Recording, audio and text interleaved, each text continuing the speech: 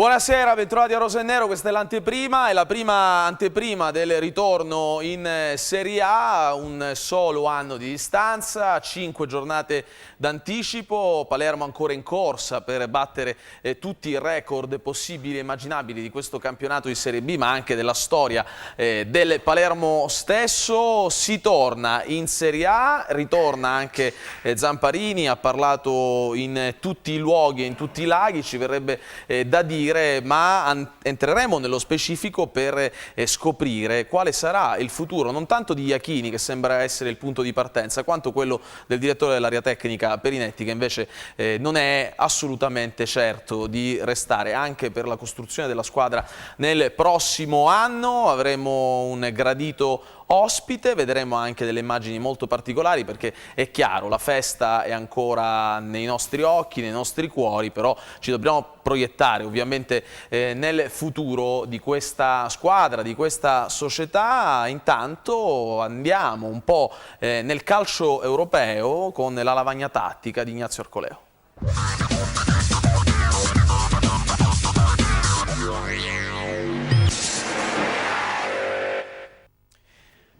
Ciao Ignazio, ben Ciao, trovato, caro. sei tornato Buonasera in Serie A a tutti. anche tu, insomma questo almeno è il verdetto ufficiale. Addirittura dalla Serie A andiamo in Europa, perché si discute tanto, le difese a 3, le difese a 4, il rombo in mezzo, gli esterni larghi, il trequartista, perché non si deve giocare in questo modo, perché in Europa giocano la difesa a 4, in Italia non fa breccia questo tipo di sistema. Me lo spieghi? Così vediamo anche come il Palermo potrebbe giocare, visto che già Toir a Mazzarri mi pare che abbia imposto la difesa a 4, e non è proprio il credo di Mazzarri, eh? Allora, diciamo una cosa importantissima: chi ha fatto il corso di Coverciano, chi viene dalla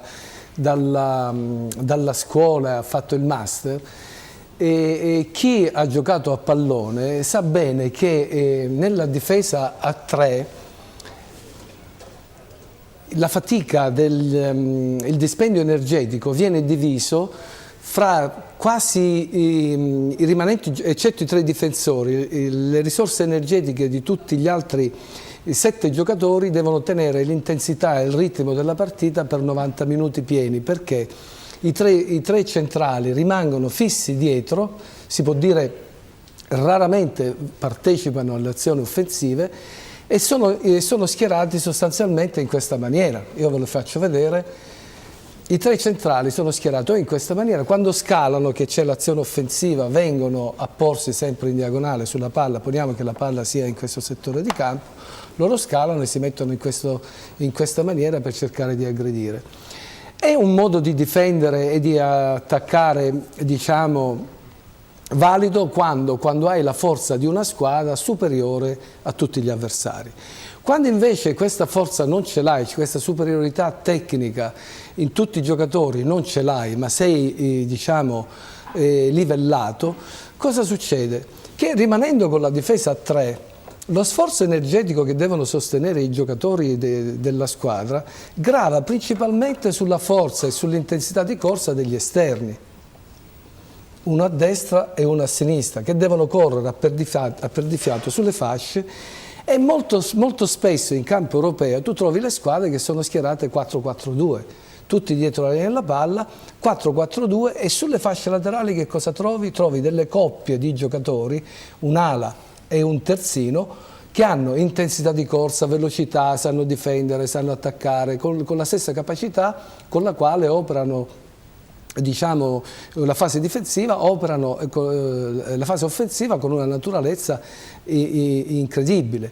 E quindi che cosa succede? Che giocando esattamente come ti sto dicendo io, con questa difesa a 3 e con 2 esterni che spingono, naturalmente giocando con 3-5-2, allora la squadra prende questo aspetto. Scusate, ma non abbiamo noi grandi mezzi a disposizione per poter, ma meno male che abbiamo la lavagna e il pennarello che funziona, fare vedere come si si costruiscono le squadre in campo.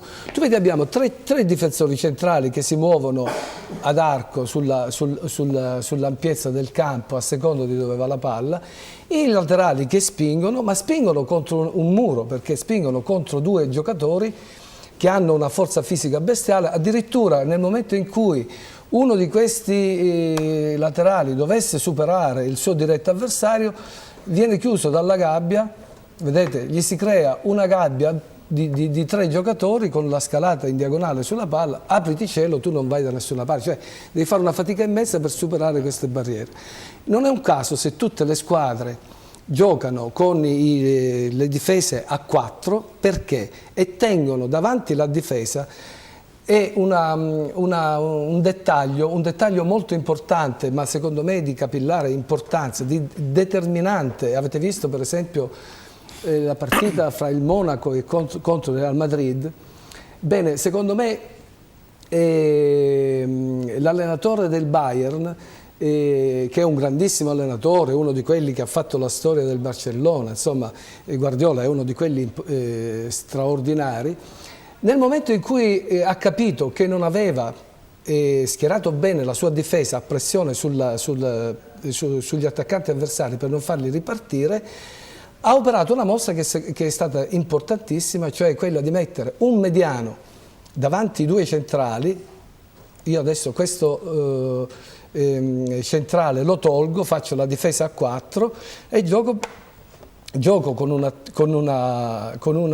una squadra che, diciamo, difende con un mediano davanti ai 2 centrali, in maniera tale che questo mediano deve cercare di attaccare tutte le palle che escono dalla difesa avversaria. Quindi una palla che esce alla difesa avversaria, questo giocatore deve essere l'uomo che fa da cardine, diciamo, alla sua difesa, attaccando l'uscita di un centrocampista che viene fuori dalla sua difesa.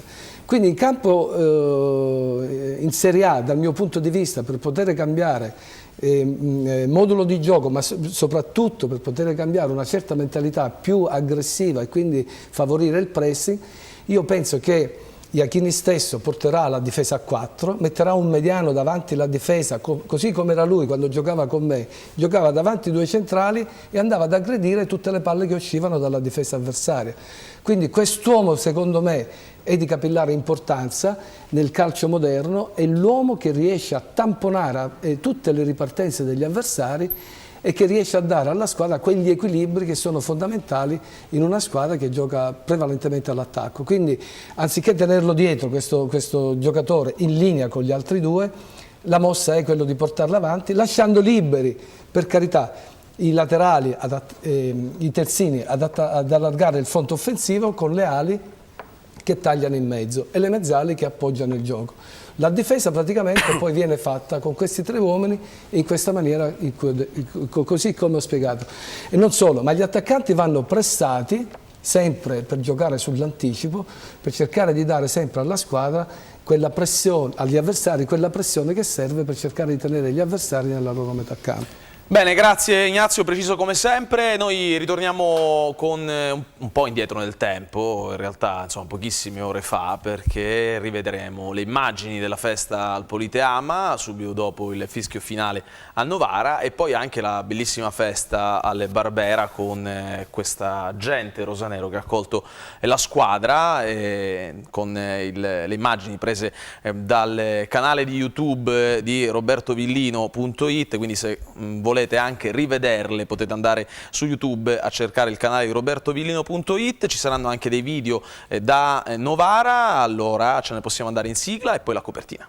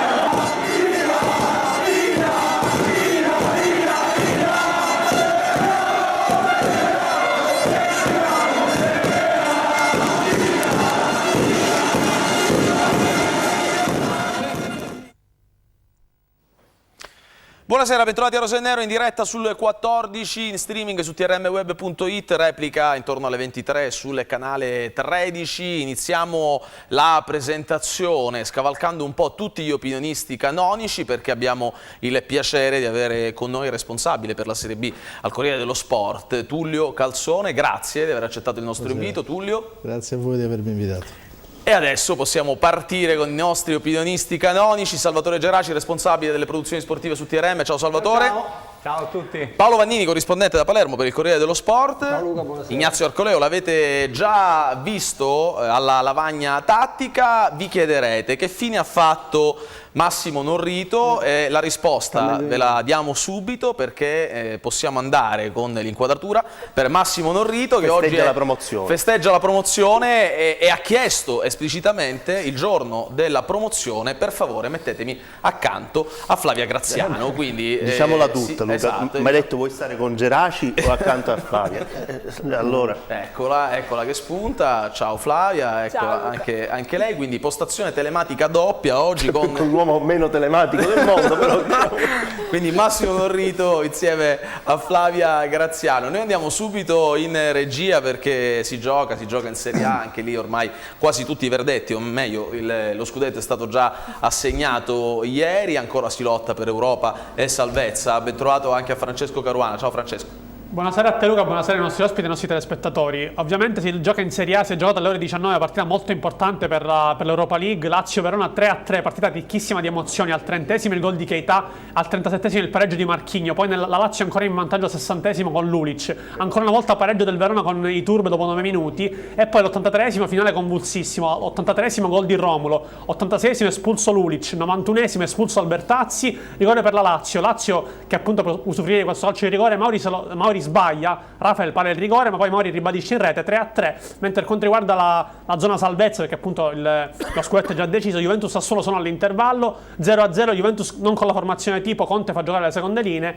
Atalanta che comunque non si gioca niente, quindi diciamo in questo momento partita non tanto importante dal punto di vista della classifica. Importante invece per quanto riguarda la classifica la partita in Premier League tra Crystal Palace e Liverpool. Anche qui siamo all'intervallo, Crystal Palace 0, Liverpool 1, il gol di Joe Allen. Il Liverpool deve vincere per continuare a sognare la Premier League. Grazie Francesco, continueremo ovviamente nel corso della puntata, ci farei vedere come al solito anche tante cose simpatiche che arrivano dal calcio europeo. Noi torniamo da Flavia Graziano, ben trovata Flavia, possiamo andare con ormai il canovaccio solito, vai Flavia. Ok. Allora, intanto salutiamo i nostri telespettatori e poi comunque ricordiamo sempre che potete commentare i temi della serata utilizzando l'hashtag Rosa e Nero su Twitter e su Facebook. Sempre in grafica in primo piano trovate il numero al quale inviare sms e WhatsApp. Potete anche inviare un'email all'indirizzo rosaennero@publied.it e nella seconda parte della trasmissione potrete intervenire in diretta chiamando lo 091 20 40 64. Il tema social di questa puntata è Zamparini è tornato. Giusto continuare con Perinetti e Iachini? Grazie Flavia, questo è quello che vi abbiamo chiesto, cercheremo di essere il più precisi possibile su questa vicenda, perché insomma è chiaro, bisogna celebrare la promozione in Serie A. Lo stesso Zamparini ha detto che è stato un atto dovuto, però bisogna anche guardare al futuro, non soltanto alle prossime 5 giornate di campionato, perché ci sono i record da raggiungere, ma anche e soprattutto alla programmazione in Serie A, per non commettere, come lo stesso patron rosanero ha detto, gli errori del passato che ci hanno portato alla retrocessione in Serie B. Ci fermiamo per la pubblicità, torniamo subito. Le migliori pappe o gli accessori più trendy? Corri da Zampe a Palermo, in via De Cosmi 19. E per gli amici dell'acquariologia, Zampe in via Leopardi 26. Inoltre ci puoi trovare anche su www.zampeonline.com. Attenzione! Pubblicità!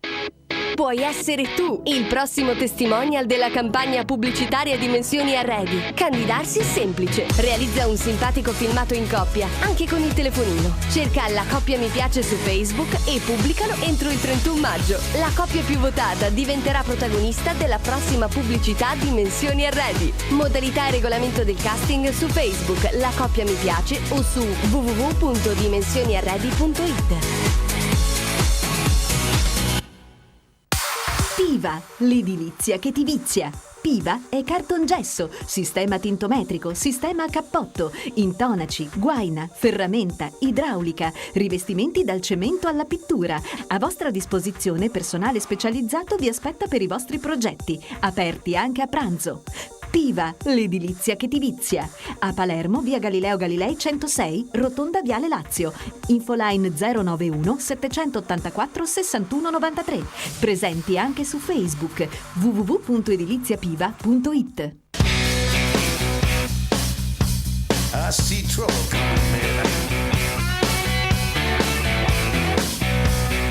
Affari in oro.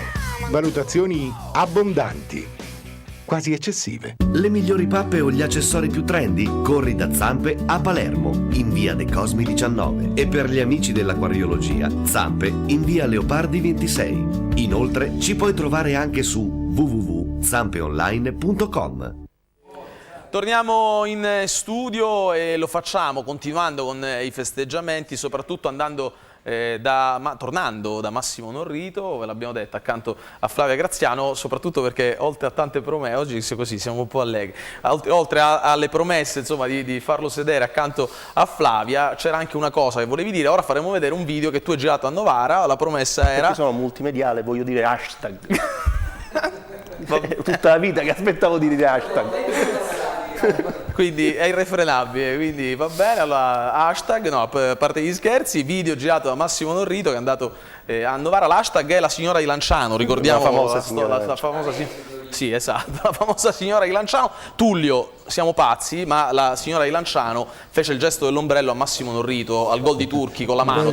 Quindi, ho capito, ma infatti siccome visto che c'è Palermo Virtus Lanciano... Non era la presidentessa. No, era una tifosa. Era una tifosa, però è rimasta nella storia, quindi insomma, poi tra l'altro presa ad esempio da tutte le altre signore degli altri stadi, quindi per circa 6-7 trasferte di fila, tutti a fare l'ombrello a Norrito, no scherziamo, non lo fate né non l'hanno né a voluto Terni. fare più perché allora hanno pareggiato al 93esimo, poi non ci sono più riusciti perché Esatto, il Palermo le ha vinte tutte, quindi non potevano farli più urgenti. Nessuno. Bene, video girato da Massimo Norrito a Novara per farvi... Repubblica.it. Ecco, ovvio, vediamolo regia.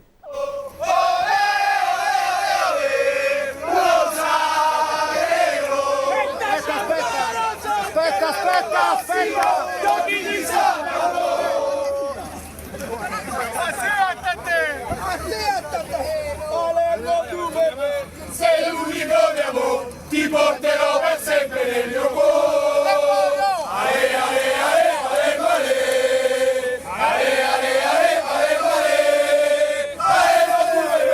Sei l'unico mio amore, ti porterò per sempre nel mio cuore.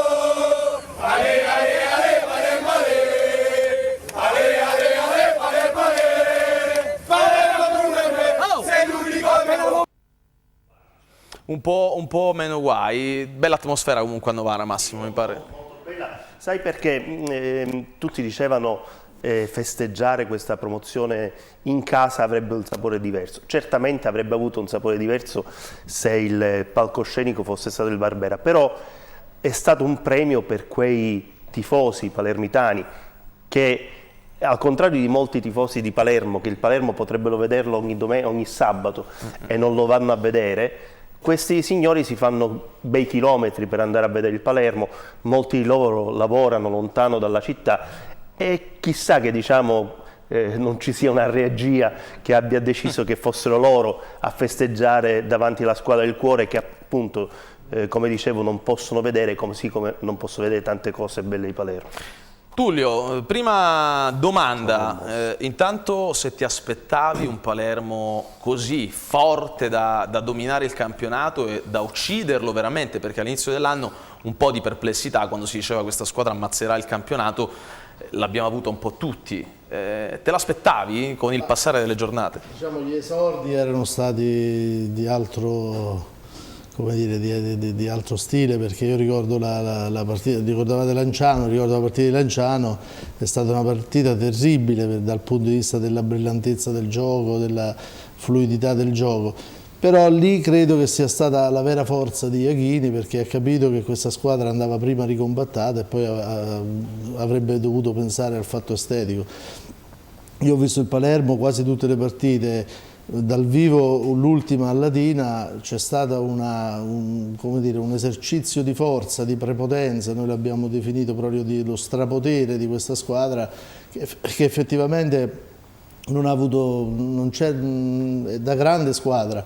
Io ricordo le promozioni per esempio del Sassuolo lo scorso anno, ma anche dello stesso Bari di Conte, che fu una cavalcata bellissima, o dello stesso Siena di Conte, eppure quelle squadre non davano la sensazione di questo strapotere, di questa forza assoluta che evidentemente era nel DNA di questa squadra, e che Iachini effettivamente, bisogna riconoscere, è riuscito a tirare fuori da grandissimo stratega qual è e qual è stato negli ultimi anni. Insomma.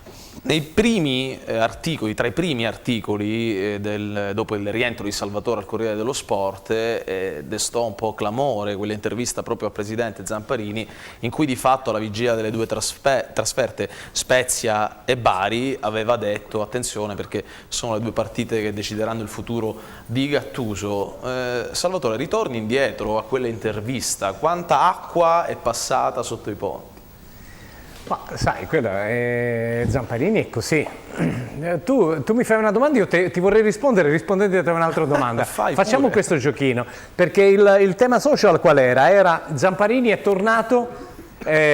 giusto ripartire da Perinetti. Giusto ripartire da... Io mi fermo all'affermazione, cioè Zamparini è tornato.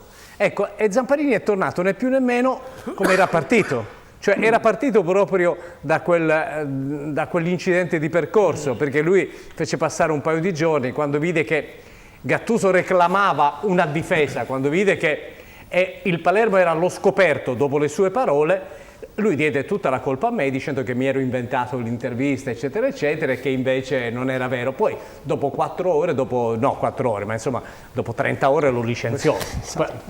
Allora Zamparini è tornato, e adesso è tornato dicendo delle cose che sono belle, bellissime. Io ho detto la migliore offerta. Quali delle cose di Zamparini? La migliore offerta, perché ha parlato di Europa, mi sembra 10 anni fa, quando è arrivato, che parlava in 5 anni allo scudetto, la Champion e tutte queste cose qui. Ti posso anche dire una cosa, perché noi abbiamo contattato Zamparini e Zamparini ci ha detto: ho parlato già tanto oggi, e lo farà ancora, perché insomma parlerà anche in altre trasmissioni, quindi ci ha garbatamente rimandato a domani.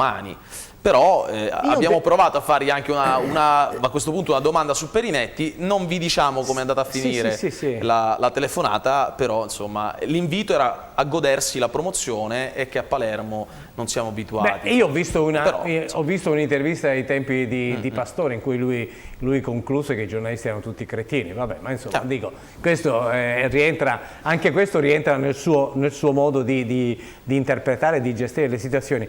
Ma quello che mi colpisce è che questo Palermo è diventato grande, come giustamente ha detto Tullio, da quando Iachini ha preso coscienza che certe cose dovevano andare in una determinata maniera, e con l'apporto di Perinetti è riuscito a blindare questo Palermo, a lavorarci su e a farne una corazzata, senza Zamparini. Cioè Zamparini praticamente per mesi e mesi non ha parlato, cioè è stato uno spettatore garbato, intelligente, competente, perché quelle poche volte che è intervenuto con una misura incredibile. Io mi ricordo di averlo intervistato, Paolo se ne ricorderà, anche Tullio, e lui la prima cosa che mi dice: sì, dobbiamo salvarci, però attenzione, non salvarci soffrendo, salvarci con garbo, in modo da non fare soffrire i tifosi.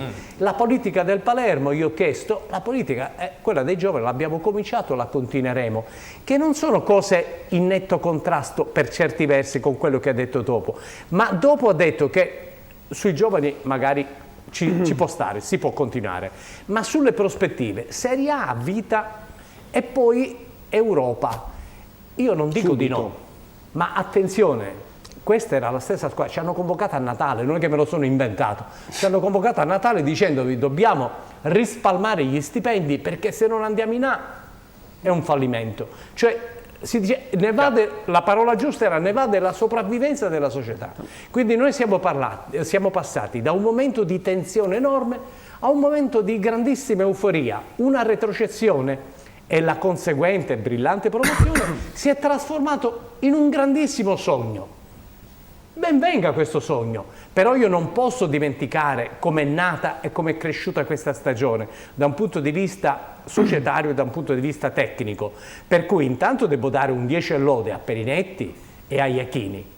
E da questo secondo me bisognava ripartire per ricreare nuove condizioni uguali e precisi alla stagione che abbiamo vissuto. Intanto chiede la parola Massimo Norrito e prima di entrare poi nel vivo di questo argomento abbiamo anche un po' ricostruito, per chi è stato magari meno attento, diciamo, quello che è successo a promozione raggiunta a livello mediatico con un botta e risposta tra Zamparini e Perinetti. Massimo, mi avevi chiesto di intervenire dopo l'intervento di Tullio. Sì, te la chiedevo mentre Salvatore parlava e ha detto molte delle cose che intendevo dire e quindi le sottoscrivo pienamente, perché secondo me uno dei segreti di questo Palermo è il fatto che Zamparini abbia lasciato lavorare in pace chi lavora sul campo, chi sta a contatto con i giocatori, chi vive quotidianamente e non da Aiello del Friuli o da Vergiate le vicende rosanero. Quindi, ripeto, io credo che questo sia stato veramente uno dei momenti vincenti del Palermo proprio per questo motivo. E francamente non si può non rilevare come, diciamo, la prima uscita sia stata un attimino così, un'iperbole, perché ok, siamo veramente tutti felici della promozione in Serie A, ma immediatamente dopo non mi puoi dire che il Palermo ha come obiettivo l'Atletico Madrid o il Borussia Dortmund. Cioè, da noi si dice fai ridere i sidiati, cioè, o che l'allenatore di riferimento è Simeone. Cioè, ragazzi, Salvatore giustamente diceva c'è la stessa energia, la stessa voglia di 10 anni fa. È vero, però questi 10 anni ci hanno insegnato che Zamparini ha detto che il Palermo in 2 anni avrebbe vinto lo scudetto, che in 3 anni sarebbe andato in Champions League, che avrebbe sfasciato il mondo e via dicendo. E purtroppo 10 anni dopo il Palermo è finito in Serie B, con un aggravante, che mentre 10 anni fa Zamparini metteva mano al portafogli perché era un imprenditore che aveva innanzitutto grandissima disponibilità economica e aveva anche una grandissima voglia di investire nel calcio, per cui ti tirava fuori giocatori che, se oggi noi facessimo la nazionale, diciamo la rappresentativa dei giocatori che il Palermo ha avuto negli ultimi 10 anni, lotterebbe certamente per lo scudetto, perché sfido chiunque a fare la formazione ideale del Palermo e sarebbe tra le prime posizioni. Massimo, c'è una cosa sulla quale si può sicuramente essere tutti d'accordo: aspettiamo i fatti. Sì, assolutamente sì, però è tanto semplice il discorso. Assolutamente sì, però ci sono dei fatti che sono incontrovertibili, perché è incontrovertibile che il Palermo non ha più quella disponibilità economica. È un dato di fatto, perché come giustamente ricordavi tu, il Palermo è dovuto ricorrere, e vorrei sottolineare anche in questo caso, grazie a Perinetti, che si è preso uno per uno i giocatori del Palermo, i loro procuratori, i loro agenti, i papà, le mamme, e gli ha fatto firmare una spalmatura di contratto che non so quanti dirigenti sarebbero riusciti a far fare a tutti quanti. È un dato di fatto questo qua, non è che ce lo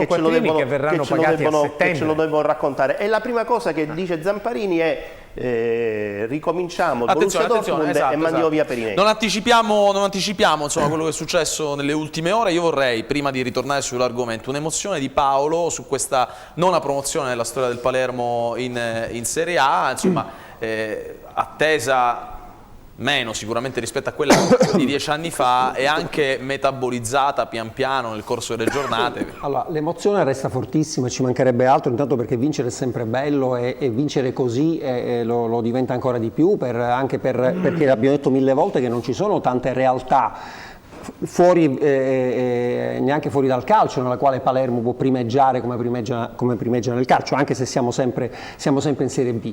Non può essere l'emozione di 10 anni fa, l'abbiamo spiegato 1000 volte, perché quella fu una cosa assolutamente oltre i confini dello sport. Era una rivalsa sociale di una città che per 30 anni si era vista negare, intere generazioni si erano viste negare quello che per tutti era una specie di Eden, non soltanto calcistico ma addirittura proprio di capacità di primeggiare, di essere protagonisti in un mondo dove tutte le altre grandi città invece erano. Quindi l'emozione resta forte, è bello anche, ditemi quello che volete, gli occasionali come volete, ma è bello vedere 8.000 persone accogliere la squadra in quella maniera al Barbera. Io spero che sarà bello vederne, non le so quantificare, ma spero che saranno tante sabato con Lanciano. Beh, ci sono già più di 5.000 biglietti venduti, quindi c'è una proiezione di 25-30.000 spettatori sin da ora, potrebbe arrivare anche di più, insomma auguriamocelo, perché uno dei record che ci mancano e che per adesso ha il Bari, come sa Tullio, è quello delle presenze allo stadio. Mi piacerebbe che questo, siccome questo è un primato della gente e non più degli Iachini, sarebbe bello se il Palermo se lo riprendesse come maggior numero di paganti. E per concludere, così cerco di unire i due argomenti. Il discorso è molto semplice, tra il presente meraviglioso che stiamo vivendo e il futuro incerto che ci attende. Zamparini si è ripreso il centro della scena, punto e basta. Tullio, a proposito di tifosi... Scusa, ti rubo soltanto un secondo, a proposito di quello che ha detto Paolo, no? Perché l'emozione, sai perché non può essere uguale a quella di 10 anni fa? Oggi sono venuti dei bambini di Caltabuturo, quinta elementare, quindi fai un po' il conto quanti anni avevano, con le loro professoresse. La domanda che mi hanno fatto con più insistenza, anche quelli grandi, ma quante volte il Palermo è stato promosso in Serie A? È la seconda volta questa qui? Perché la gente ovviamente, siccome sono passati 40 anni dall'ultima Serie A, no, 43 anni, qualcosa del genere, dall'ultima, dalla famosa promozione 71-72 di Ignazio. Okay.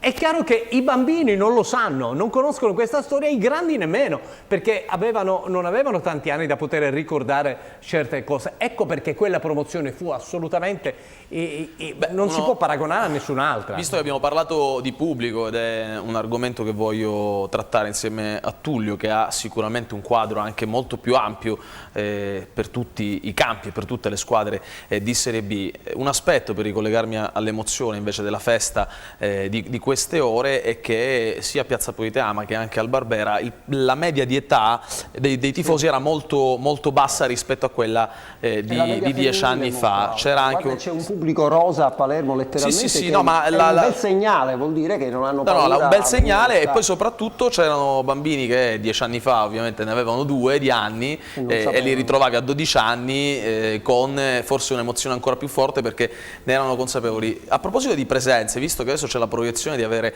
25.000, 30.000 persone, magari molte delle quali anche non hanno mai seguito il Palermo nel corso di quest'anno, però per l'evento, per la festa promozione andranno allo stadio, il fatto di giocare il sabato alle 15 è solo questo che crea grossi problemi, perché 10 anni fa per tutto il periodo di fatto invernale si giocava soltanto in quell'orario, poi si giocava sempre alle 20:30. Tullio, tu che hai un quadro più ampio della Serie B. È una tesi, diciamo, sostenibile, ma io penso, anche tornando un po' a Zamparini, no, che il fattore decisivo in questi contesti sia sempre la credibilità, cioè se tu non sei più credibile la gente non ti segue più. Noi abbiamo visto recentemente, no, cosa è successo a Bari, come sono scomparsi i Matarrese, hanno riempito lo stadio con 35.000 persone, 40.000 persone, quindi che significa questo? Significa che tu devi essere credibile, poi il progetto conta fino a un certo punto, perché è chiaro che noi una differenza sostanziale tra Zamparini di oggi e quello di 10 anni fa è che questo è un paese in cui è evaporata una ricchezza, 5 punti di PIL, per cui non c'ha più quella disponibilità che c'aveva allora, ma ciò non significa che tu non devi adeguare un progetto che sia credibile, quindi la credibilità ce l'hai se c'hai la competenza, se c'hai la qualità. E la qualità non può essere togliamo di mezzo Perinetti, perché Perinetti può essere simpatico, antipatico, discutibile, discusso in tutte le piazze dove è stato, però è un grande dirigente del calcio italiano, autorevole. Se tu inizi con lo smantellare quella cosa, stamattina mi ha chiamato dopo il pezzo che è uscito sul Corriere dello Sport dicendo: mi hai fatto i funerali troppo presto, Perinetti. Dico: no direttore, in realtà non abbiamo fatto i funerali, però lo scenario che si delinea è quello che arriva un altro al posto tuo, perché non è che Perinetti è uno che possa convivere con Ceravolo, parliamoci chiaramente, Perinetti è uno che...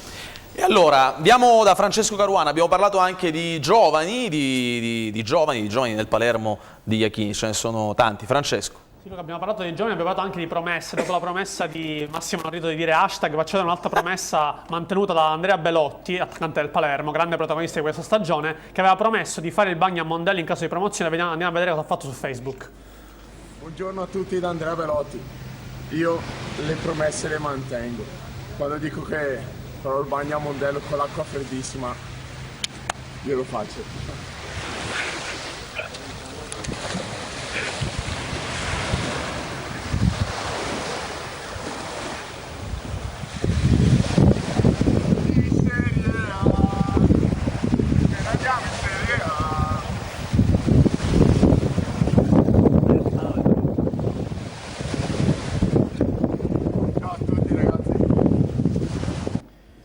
Questa dunque la promessa di Andrea Belotti, non abbiamo dubbi che l'acqua effettivamente a Mondello fosse abbastanza fredda. E allora, visto che siamo quasi entrati, anzi siamo pienamente nel tema, giusto continuare con Iachini e Perinetti. Zamparini è tornato, fra un attimo la ricostruzione proprio di quanto stava raccontando Tullio prima, cioè quello che è successo tra Zamparini e Perinetti a livello mediatico, il botta risposta anche su carta stampata e non. Un paio di messaggi con Flavia.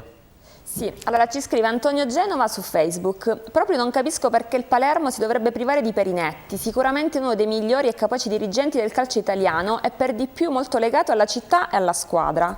Poi ci scrive su WhatsApp Dario: secondo me il problema non è continuare o meno con Perinetti, bensì come e soprattutto quanto si voglia investire per costruire un Palermo da Serie A. E poi sempre su WhatsApp ci scrive Piero Pinna: fatelo sapere al presidente, Perinetti deve restare, chi meglio di lui ed il mister Iachini possono avere la conoscenza e competenza per allestire una buona squadra per il prossimo anno. Vai, mi ricorda Delio Rossi, sì, che iniziarono tutte le petizioni, le telefonate, i messaggi e via dicendo. Delio Rossi era legittimato più di tutti dal popolo? Dal popolo e dai risultati a restare a Palermo, e invece tutto questo gli nuoceva, perché Zamparini è un tipo particolare, sembra che più la gente ami una persona e più lui si sente in qualche modo messo in ombra e quindi debba farlo fuori. E io mi auguro che non accada, naturalmente, ma Perinetti, che avrebbe tutti i titoli e i meriti per restare a Palermo, non lo vedo benissimo. Non lo vede benissimo Massimo Norrito, non lo vediamo benissimo nemmeno noi, a dire il vero, quasi nessuno.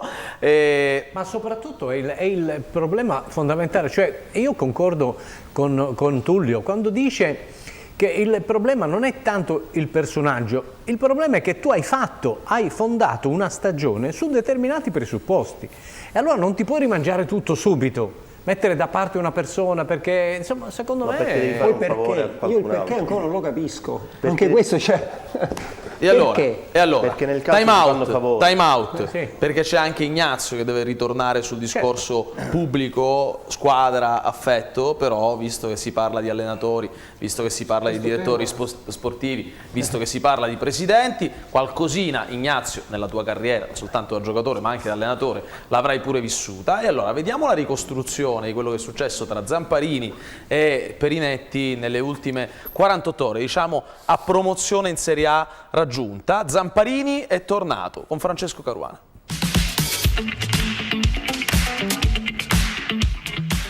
Ok, il Palermo è tornato in Serie A. Una notizia che tutti i tifosi rosanero aspettavano con grande impazienza e anche Maurizio Zamparini, evidentemente, non vedeva l'ora.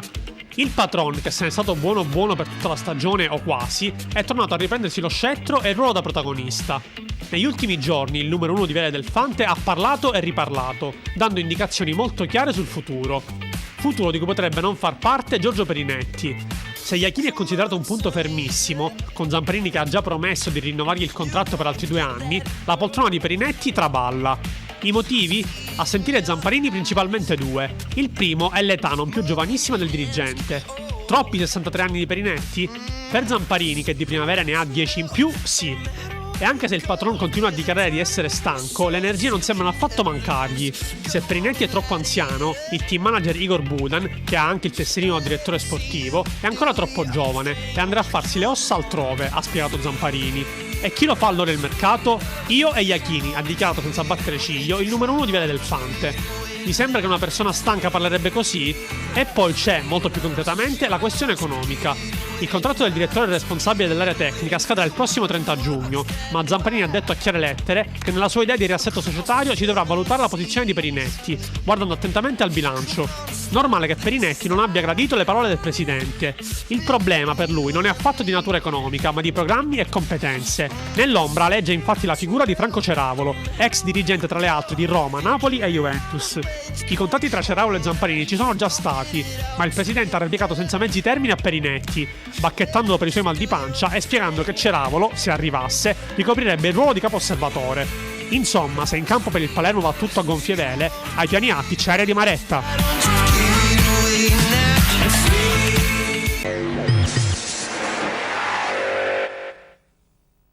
Attenzione! Pubblicità!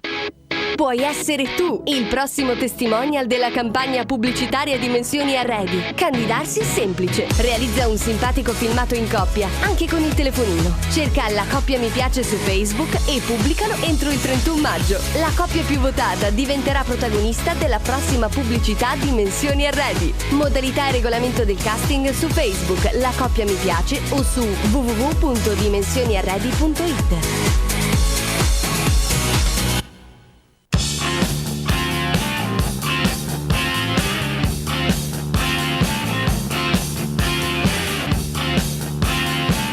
Abbondanti e generose, come le valutazioni di Affari in Oro. Leggiamo.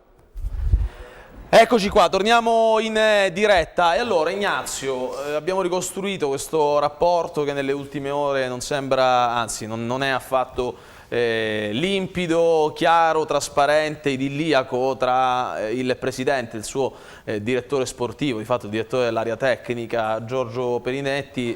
È anche un paradosso a poche ore da una promozione non riusciamo a...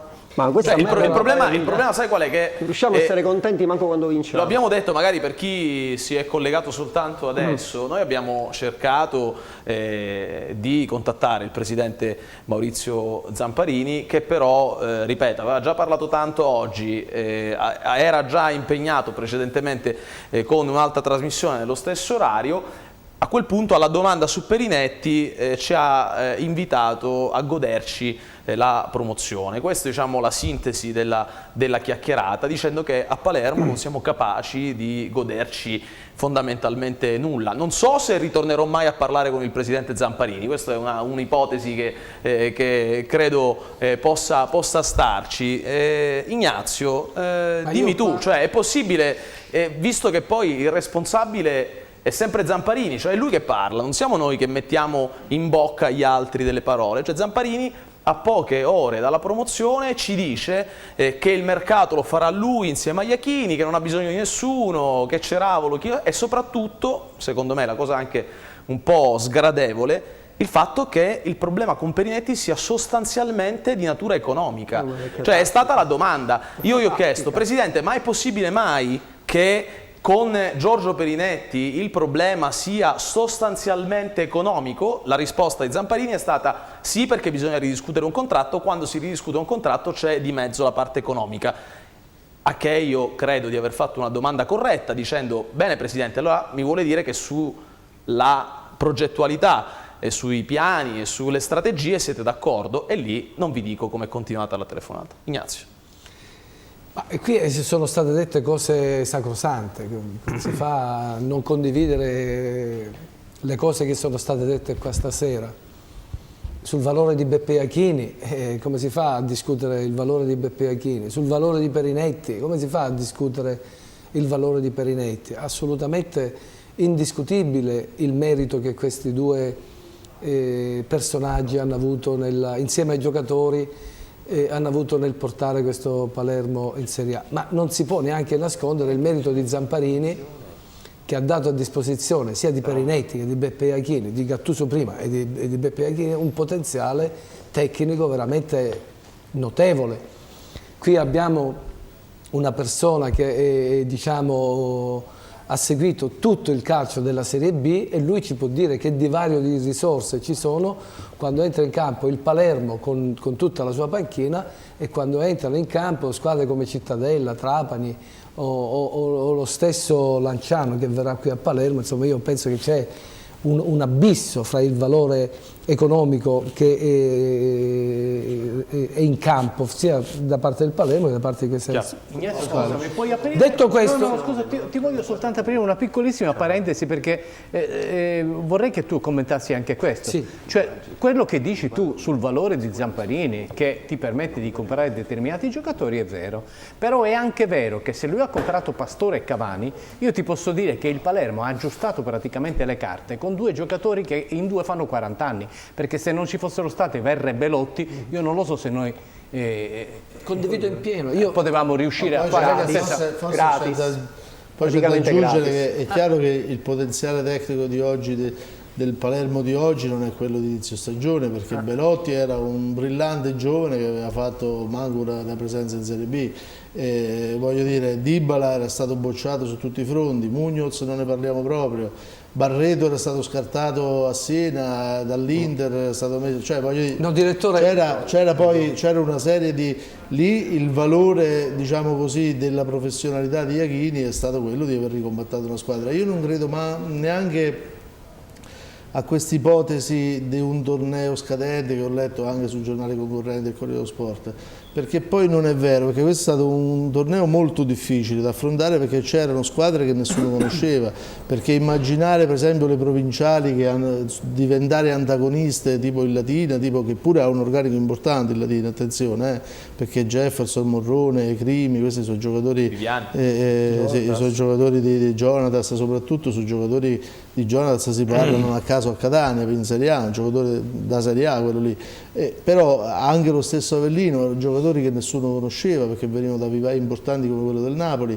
lo stesso Lanciano, pensare che possa arrivare potesse arrivare, è stato 7 giornate in cima alla classifica Lanciano, per cui voglio dire, non è vero che questo campionato sia stato, diciamo, ricco solo di Palermo, sono state tante le antagoniste, poi certo il Palermo è lievitato e le altre sono andate lì, probabilmente l'esperienza di Iachini che ha saputo gestire bene la sosta e il mercato hanno fatto la differenza. Comunque io continuo a dire e a sostenere, allora io sono stato il direttore, sono stato il primo a Palermo nel momento in cui si perse in casa contro l'Empoli, in tempi non sospetti, quando infuriava la polemica, sta squadra, c'era Perinetti dall'altra parte, ho detto dategli 2 settimane di tempo, questi andranno primi in classifica e io dico il Palermo andrà in Serie A. Ho profetizzato queste cose alla seconda giornata di campionato quando il Palermo aveva perso in casa contro l'Empoli. Perché avevo profetizzato così? Perché dal lato della mia esperienza sapevo bene che il potenziale tecnico del Palermo rispetto al potenziale delle altre squadre consentitelo è di un altro livello. L'allenatore è stato bravissimo, Perinetti è stato bravissimo, dov'è che è stato bravissimo il Palermo? Nel tenere ferma la situazione nel momento più delicato, cioè all'inizio. Io avevo detto dategli 2 settimane di tempo, questa squadra volerà. Assolutamente sì. È chiaro che se ho profetizzato così qualche idea ce l'ho anch'io. La mia idea qual era? Era che il Palermo rispetto alle altre è una forza a parte, potenziata ancora dagli acquisti di Belotti, che si è rivelato un attaccante veramente fantasmagorico, e dalla crescita di tutto l'organico poi diciamo strada facendo. Poi è arrivato, abbiamo preso un altro difensore, Vitiello, quindi non è che abbiamo giocatori ragazzini alle prime esperienze così come hanno tante altre squadre. Però il Palermo è stata la squadra più giovane del campionato insieme al Bari per tutta la ma giovani di grande valori, giovani di grandi valori pagati e questi soldi, certo. 10 milioni, allora se non ha un valore Dybala, scusami, allora vuol dire che qualcuno ha sbagliato prima, cioè 10 milioni sono stati buttati al vento. Chi ha pagato 10 milioni lì, Dybala, 12, ne riconosceva evidentemente il valore. Quindi oggi vediamo il valore di Dybala pieno, 6 milioni e mezzo Vasquez, e non so quanto costa Hernandez.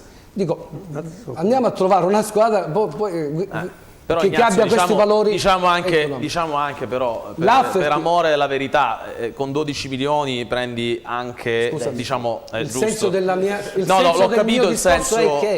senso del mio discorso era grandi meriti a Iachini, grandi meriti al direttore, grandi meriti anche a Zamparini che ha tenuto questo organico a disposizione della Perché il paradosso e l'ha rinforzato a novembre. Ma il paradosso qual è che voglio dire io? E che cosa io da tifoso, che cosa mi aspetto? Io mi aspetterei, visto che Iachini sa fare calcio, visto che Perinetti sa fare calcio, io mi aspetterei da tifoso una continuità di lavoro, perché la continuità di lavoro, la continuità di allenamento, la continuità di conoscenze, la continuità nei rapporti, solidificare i rapporti che già sono straordinari in questo gruppo, e può essere un valore aggiunto in un campionato di Serie A che apparentemente sembra difficilissimo, ma che io dall'alto o dal basso della mia esperienza, perché qualche partita in Serie A l'ho giocata anch'io, ritengo che possa essere un campionato abbordabile per il Palermo, quindi con questo organico e qualche piccolo ritocco, io penso che Iachini, Perinetti e Zamparini potranno fare bene in seguito. Rompere questo equilibrio magnifico che si è creato quest'anno, secondo me, potrebbe essere un salto nel buio. Con Paolo voglio discutere poi di Dybala, di Vasquez, di Belotti e anche di Hernandez, perché l'abbiamo già detto, la partita poi con il Carpi sarà di fatto poi l'ultima, perché Hernandez poi partirà con la nazionale, quindi chissà se sarà un addio o una... no, esatto. Però c'era Massimo Norrito che dalla postazione telematica, senza hashtag, voleva discutere. No, la considerazione è questa. Cioè, abbiamo fatto tutti dei discorsi che... Luca. Sì, scusa, interrompiamo Massimo, ma mi sa che c'è un risultato da cambiare. Sì, breve aggiornamento sulla Serie A, Juventus 1, Atalanta 0, il gol di Padoin su assist di Pogba. Va bene, buono per il fantacalcio, per chi c'ha Padoin. Massimo. Voglio dire, c'è una sola definizione, c'è masochismo. Cioè farsi del male inutilmente o perché si ha voglia di farsi del male. Cioè perché devi rompere un giocatore? Zamparini qualche giorno fa ha fatto un'intervista dicendo che il suo errore più grande è stato delegare tutto allo Monaco. Mi pare che si stia in piccolo, diciamo, ripetendo l'errore, perché si sta prendendo, o meglio si è preso, senza dirlo al responsabile dell'area tecnica, tutti i meriti. E già diciamo sarebbe una cosa di una scorrettezza unica prendere uno che deve lavorare, diciamo, potenzialmente accanto a te, lo prendo senza dirti nemmeno che lo sto prendendo. Si prende un signore che, lasciamo perdere tutti i guai calcistici perché è dovuto andare a lavorare in Cina per le squalifiche e tutto quanto, che non ha mai fatto, praticamente mai fatto il direttore sportivo, ci viene presentato come capo degli osservatori, quindi significa siccome Zamparini, diciamo, non si è fatto mancare nulla e ha già bocciato anche Budan, che doveva essere diciamo, il suo erede, addirittura c'era chi diceva è il giovane al quale lui darà il timone della società e via dicendo, cioè l'ha bocciato senza remissione dei peccati, quindi Budan andrà chissà dove a fare, anche lui ha fatto onestamente il suo lavoro, quello che gli è stato detto di fare l'ha fatto in maniera egregia, ripeto, quindi o ci vorrà un ceravolo e immagino, se non resti Perinetti, un nuovo direttore sportivo, a meno che Zamparini, diciamo, non però ha detto lui, lo faccio io con Iachini. Appunto, siccome l'ha già fatto in passato, ricorderete che la versione era perché così non c'è più Sabatini e io posso parlare direttamente con Rossi. Alla fine abbiamo visto, ahimè, dove è finito il Palermo. Scusa Salvatore, io questa idea dei presidenti accentratori credo poco. Io penso che per fare bene la Serie A ci sia bisogno di organizzazione e di sviluppare un progetto che vada anche oltre l'aspetto tecnico, perché ormai il problema fondamentale è questo. Questo calcio, questo format, così com'è, il sistema non regge. Per cui è inutile l'idea se una società come l'Inter non si regge in piedi, se il Milan ha debiti inquantificabili e c'è un personaggio come Berlusconi che cerca nuovi partner, no? Allora che significa? Che qui il Palermo, se noi vogliamo affrontare un discorso, diciamo così, di prospettiva, avere un po' di nostalgia di futuro, bisogna sviluppare altri settori della società, bisogna partire dalle strutture, bisogna partire da tutto quello che attiene al brand e giustamente bisognerebbe anche pensare Io so che il Palermo ha aderito alla piattaforma Bifutura, diciamo così, messa in piedi dalla Lega DB tramite il Presidente Abodi, ma quello è un primo passo, bisogna sviluppare infrastrutture. Voi facevate riferimento prima al calcio tedesco, ma il calcio tedesco 15 anni fa stava come siamo noi oggi, al limite del collasso, degradato in tutte le classifiche europee. Sono ripartiti dalle infrastrutture e hanno creato la base per sviluppare un progetto che vada oltre l'aspetto tecnico. È qui il problema vero, cioè a me quando parla di Perinetti, di sostituire Perinetti con Ceravolo, io voglio dire, io immaginerei un Perinetti che faccia l'aspetto tecnico e poi una struttura che sia in grado poi di far crescere un progetto che vada oltre l'aspetto tecnico. Tra l'altro, Salvatore, ancora non per calcare la mano, però è giusto dire quello che è successo quest'anno anche nei settori giovanili, dove ha lavorato molto bene Dario Baccin con gli allievi nazionali, con la primavera che è ai playoff. Cioè, non è che Perinetti, che è il capo dell'area tecnica, con tutti i suoi collaboratori in giù, abbiano fallito. Cioè, non è che il Palermo quest'anno ha fatto solo la promozione in Serie A e poi come capo degli osservatori, per esempio, abbia fallito. Cioè, è verissimo, però io non vorrei fare un bilancio in questo momento delle cose buone o delle cose cattive, perché Ignazio, per esempio, poco fa ha detto delle cose abbastanza attendibilissime, però io su una cosa non sono assolutamente d'accordo, cioè per me l'influenza quest'anno di chi ha diretto le situazioni è stata maggiore rispetto agli anni passati, dove tu ti potevi permettere di sbagliare Dybala. Quest'anno non ti potevi permettere di sbagliare Belotti, e quindi questo è un altro discorso. Ma al di là di dire questo è bravo, quello è bravo e quello è bravo, ognuno si può intestare quello che vuole. Zamparini si può intestare per esempio un fatto straordinario, che nel 2014, tu dimmi una cosa a Palermo che è andata meglio di questa promozione qui, dove nessuno, io ho detto oggi, ci può mettere le mani. Non venga un politico a dire che questa promozione è sua, perché non è vero,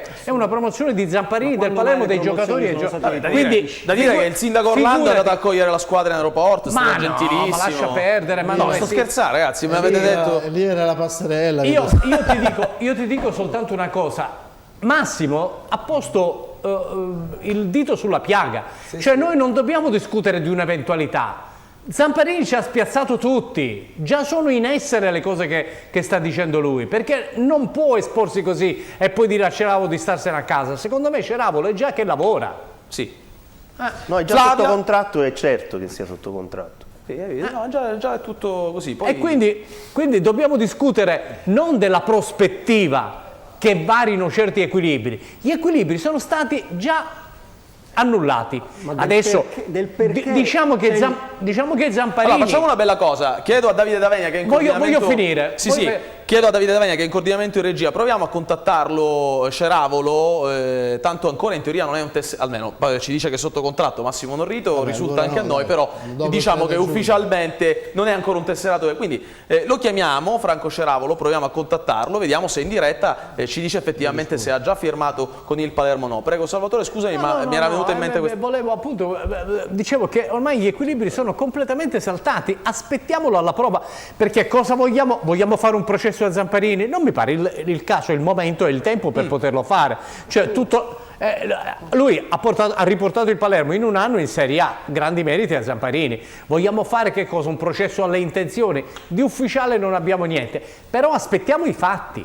Se Zamparini dimostra che il cambio è stato un cambio attendibile, noi possiamo soltanto fare chapeau dinanzi a lui. Allo stesso modo, se l'anno 21 andiamo in Europa, abbiamo sbagliato tutto, è lui che ha stravinto. Se Iachini sarà l'allenatore per i prossimi 10 anni, saremo tutti contenti che lui abbia cambiato strategia. Perché no? Io sono ovviamente lo dico con una punta di ironia.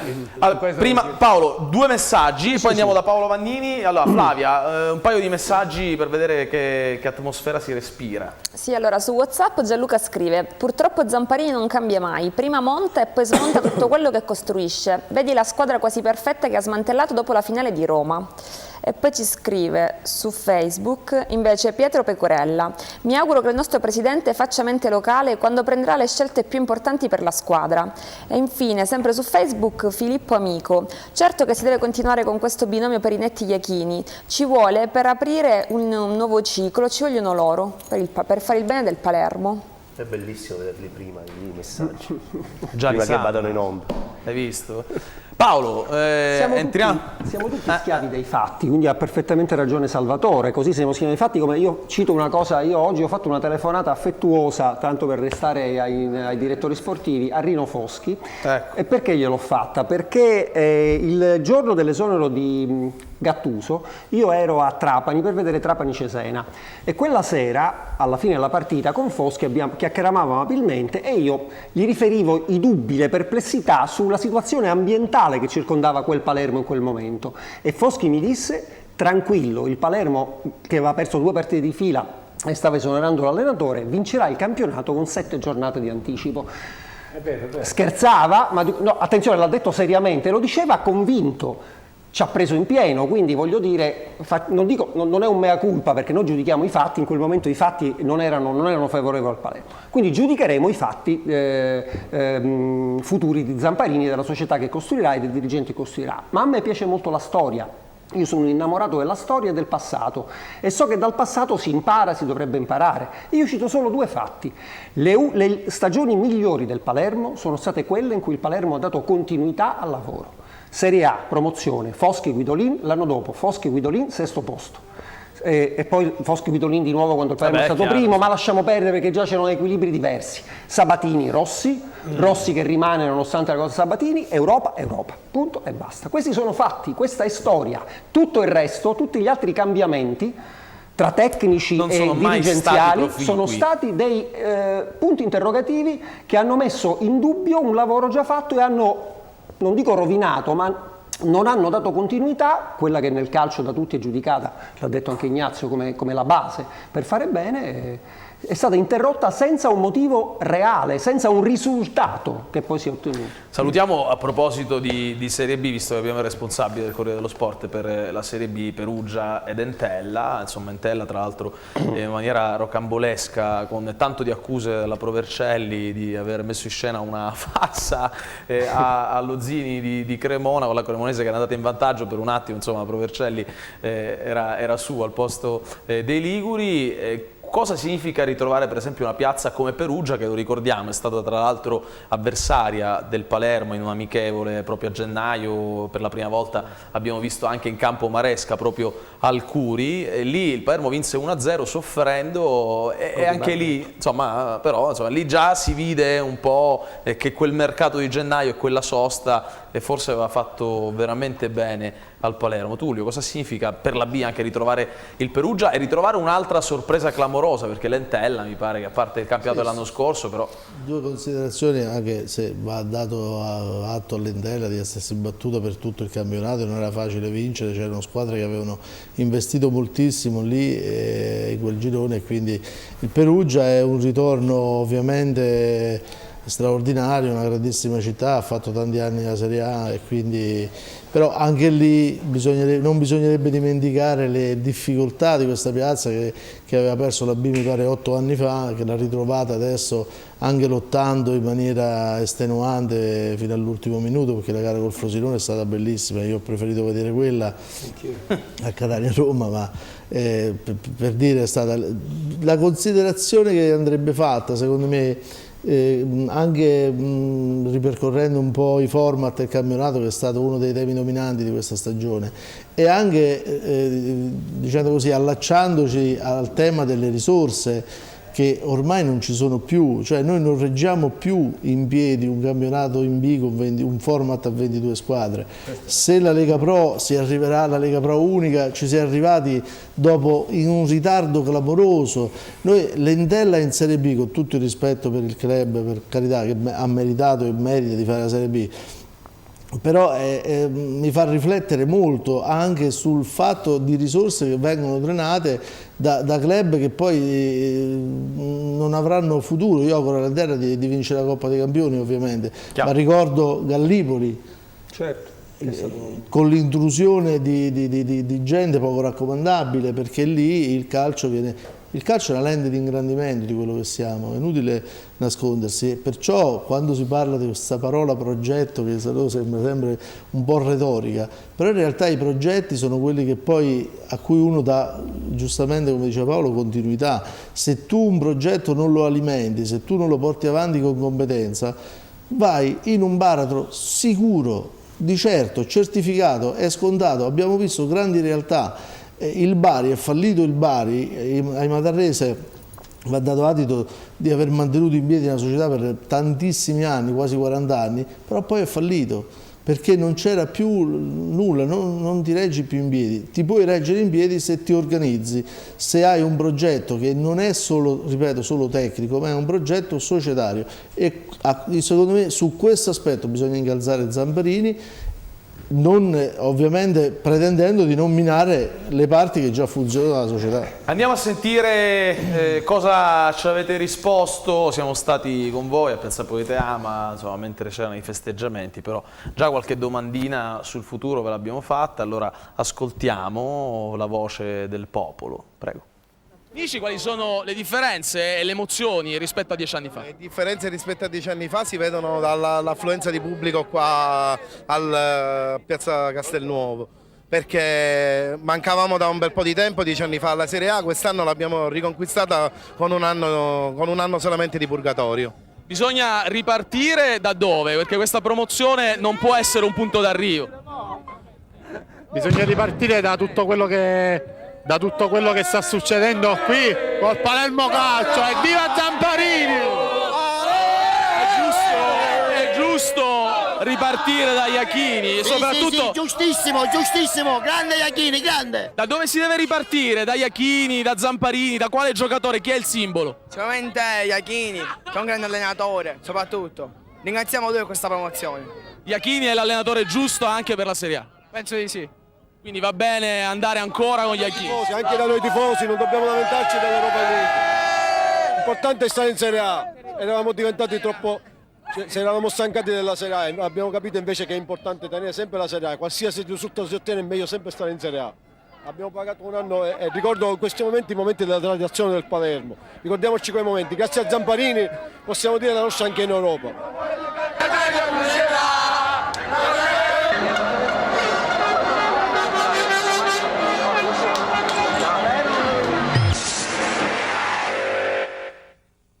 Le migliori pappe o gli accessori più trendy? Corri da Zampe a Palermo, in via De Cosmi 19. E per gli amici dell'acquariologia, Zampe in via Leopardi 26. Inoltre ci puoi trovare anche su www.zampeonline.com. Piva, l'edilizia che ti vizia. Piva è cartongesso, sistema tintometrico, sistema a cappotto, intonaci, guaina, ferramenta, idraulica, rivestimenti dal cemento alla pittura. A vostra disposizione personale specializzato vi aspetta per i vostri progetti, aperti anche a pranzo. Piva, l'edilizia che ti vizia. A Palermo, via Galileo Galilei 106, rotonda Viale Lazio. Infoline 091 784 6193. Presenti anche su Facebook www.ediliziapiva.it. Le migliori pappe o gli accessori più trendy? Corri da Zampe a Palermo, in via De Cosmi 19. E per gli amici dell'acquariologia, Zampe in via Leopardi 26. Inoltre ci puoi trovare anche su www.zampeonline.com. Eccoci qua, siamo nell'ultima parte di trasmissione, vi faremo vedere un'altra partita storica, sempre del 5 maggio, la promozione del Palermo è arrivata il 3 maggio, però oggi è il 5 maggio del 91, quindi vi sfidiamo anche a scoprire che partita è, già Paolo lo sa, magari se lo ricorda, 3-0, vi diciamo il risultato, poi andate a scoprire voi quale partita il 5 maggio del 91, è un derby. Due Lunetti e uno Cangini. Bravissimo, va bene, ok. Fra poco la vedremo, visto che si parla tanto, il Palermo ritorna in Serie A, di Catania c'è in Serie B. Tullio Calzone ci ha parlato anche di un calcio tedesco che tanti anni fa era forse combinato anche peggio del calcio italiano. Andiamo da Francesco Caruana che qualcosa dalla Bundesliga ce la fa vedere. Intanto calcio inglese, non sta succedendo di tutto durante Crystal Palace-Liverpool. Il Liverpool si era portato sul 3-0 con i gol di Suarez e Sturridge dopo il gol di Allen, ma il Crystal Palace ha pareggiato negli ultimi 20 minuti, 3 gol del Crystal Palace, quindi a pochi minuti dal termine siamo sul 3-3. E poi appunto a proposito di Germania, ne parlavamo poco fa, andiamo a vedere le immagini molto belle del saluto di Marc-André ter Stegen al Borussia Mönchengladbach. Il portiere classe 1992, in estate passerà al Barcellona dopo aver militato nel Gladbach da quando aveva 4 anni, quindi per 18 anni. Grande la commozione del 22enne estremo difensore che prenderà appunto il posto di Victor Valdés al Barcellona, il cui contratto scadrà appunto in quest'estate. Nonostante la giovane età, Ter Stegen ha già collezionato 126 presenze con la prima squadra del Mönchengladbach e di cui è stato uno dei punti fermi in questi 4 anni.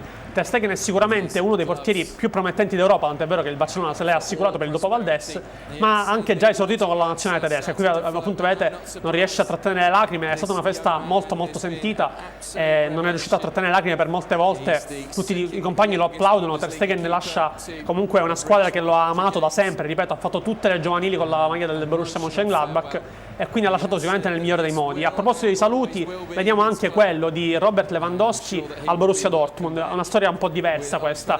L'attaccante polacco classe 1988 lascia il Dortmund dopo 4 stagioni in cui ha collezionato 182 presenze e ben 100 gol, consacrandosi come uno dei migliori centravanti a livello internazionale. In estate Lewandowski passerà al Bayern Monaco, grande rivale del Borussia Dortmund, che l'ha acquistato a parametro zero dopo aver cercato inutilmente di prenderlo già la scorsa estate. Il Dortmund però decise di resistere e rifiutare le maxi offerte da parte dei bavaresi, preferendo perdere Lewandowski a parametro zero. Tra le partite più belle che tutti i tifosi del Borussia Dortmund sicuramente ricorderanno c'è la semifinale di andata dello scorso anno di Champions League contro il Real Madrid, 4-1, 4 gol di Lewandowski.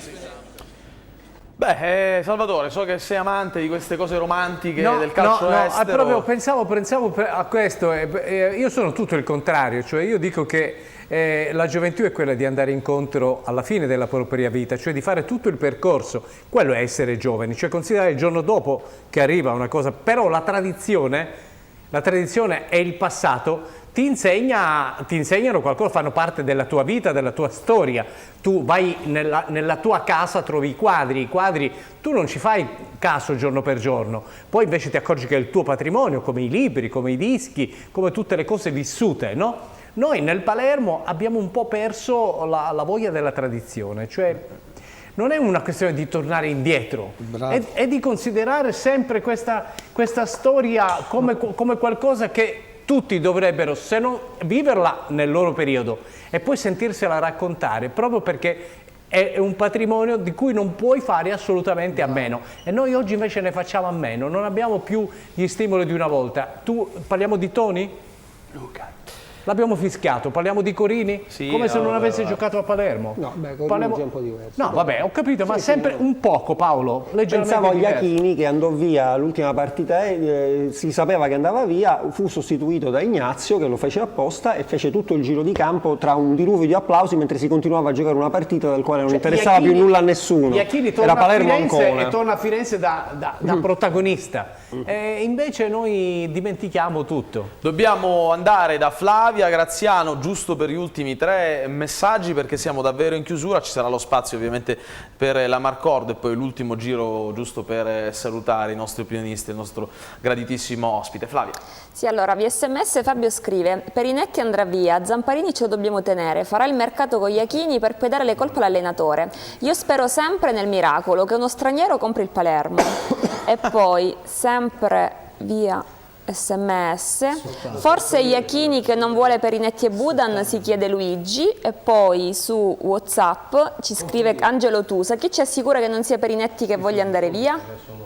Ma a noi risulta che Perinetti insomma firmerebbe, non ti dico gratis, però mi pare che l'anno scorso in un momento di grande difficoltà intanto andò via con 3 anni rescindendo il contratto che era 3 anni di contratto, poi tornò a febbraio quando venne cacciato lo Monaco e tornò di fatto senza contratto, senza aver discusso pro forma un accordo, cosa che ovviamente poi è successa quest'anno, ma mi pare... Ti dice che non è il problema economico. Ma certo che non è... Ma io ti sto dicendo che non è il problema economico, abbiamo già detto all'inizio puntata come ci ha risposto Zamparini, lo aspettiamo, Presidente, se vuoi parlare qua con noi, c'è Ravolo, intanto mi fa sapere Davide D'Avenia che ha il telefono che squilla a vuoto e che non risponde, quindi cercheremo in questa settimana anche di essere un po' più chiari. Intanto cominciamo a ringraziare tutti partendo da Flavia Graziano. Ciao Flavia, ci vediamo lunedì prossimo e poi grazie all'uomo telematico Massimo Norrito, ciao Massimo, hashtag. Grazie al responsabile per la Serie B al Corriere dello Sport Tullio Calzone, torna quando vuoi, quando sarai a Palermo.